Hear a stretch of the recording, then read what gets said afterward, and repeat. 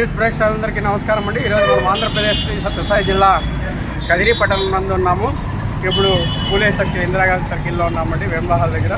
మరి చూస్తున్నాం, ఒకటి ఈ యొక్క వేసవి కాలంలో అత్యధిక ఉష్ణోగ్రత నమోదవుతున్నటువంటిది మనకి తెలిసినటువంటి విషయమే.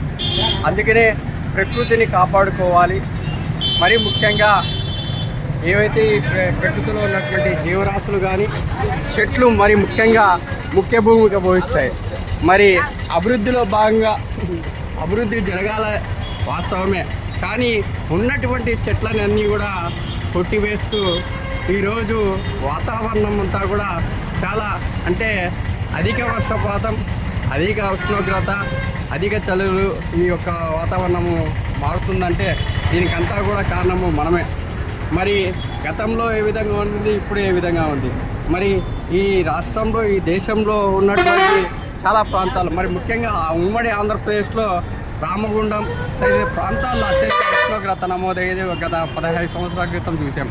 మరి అటువంటిది నేడు మనము కదిరి కావచ్చు, మదనపల్లి కావచ్చు, మరి అలాగే ధర్మవరం కావచ్చు, తాడిపత్రి కావచ్చు, అనంతపురం కావచ్చు, మరి పుట్టపర్తి కావచ్చు, హిందూపూర్ కావచ్చు, మరి ఈ ప్రాంతాలతో కూడా రామగుండం ఏ విధంగా నమోదవుతుందో పొగటి ఉష్ణోగ్రత, రాత్రి ఉష్ణోగ్రత, అత్యధిక ఉష్ణోగ్రత, ఆ విధంగానే ఇక్కడ కూడా మనకి వేడి అనేటువంటి వేడిగాలు కావచ్చు, వేడి అనేటువంటివి కూడా వస్తుందంటే దీనికంతా కారణం అంతా కూడా మనమే అని మనం ఒకసారి గ్రహించుకోవాల్సినటువంటి అవసరం ఉంటాయండి.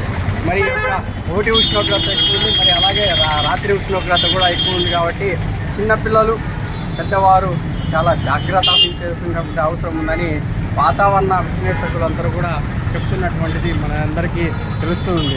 కనుక పొగటి ఉష్ణోగ్రత దాదాపు 40 డిగ్రీలు దాటుతున్నటువంటి పరిస్థితి, కొన్ని ప్రాంతాల్లో 43, 44 డిగ్రీలు దాటుతున్నటువంటి పరిస్థితి. మరి రాత్రి ఉష్ణోగ్రత 27, 28, 30 డిగ్రీలు దాటుతున్నటువంటి పరిస్థితులు ఉన్నాయి కనుక ప్రతి ఒక్కరు చాలా జాగ్రత్త వహించాల్సినటువంటి అవసరం ఉంది.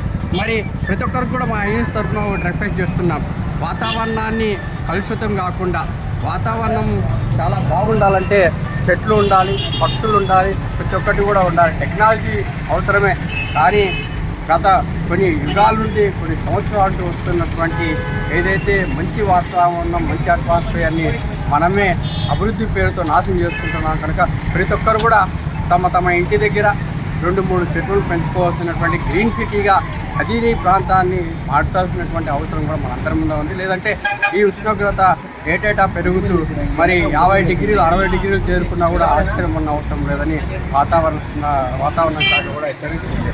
మరి అభివృద్ధి పేరుతో మనం చేస్తున్నటువంటిది ఈ యొక్క ప్రకృతిని అంతం చేయకుండా ప్రకృతిని కాపాడుకోవాల్సినటువంటి అవసరం ఉంది. అలాగే ప్రతి ఒక్కరు కూడా బయటకు అత్యధిక ఎవరికైనా ముఖ్యమైనటువంటి పనులు పడితేనే బయటికి రావాల్సినటువంటి అవసరం ఉంది.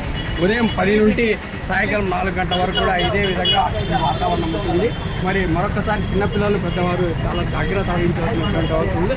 ప్రతి ఒక్కరు కూడా వాతావరణ శాఖ డాక్టర్లు సూచించినటువంటి ఎండతాపం ఎక్కువ ఉంటుంది కాబట్టి ఈ యొక్క వడగాల్పులు అనేటువంటివి కూడా వస్తుంటాయి. కాబట్టి ప్రతి ఒక్కరు కూడా చాలా జాగ్రత్త వహించాల్సినటువంటి అవసరం ఉందని ఈ సందర్భంగా యూనిస్ తరఫున తెలియజేస్తుంది.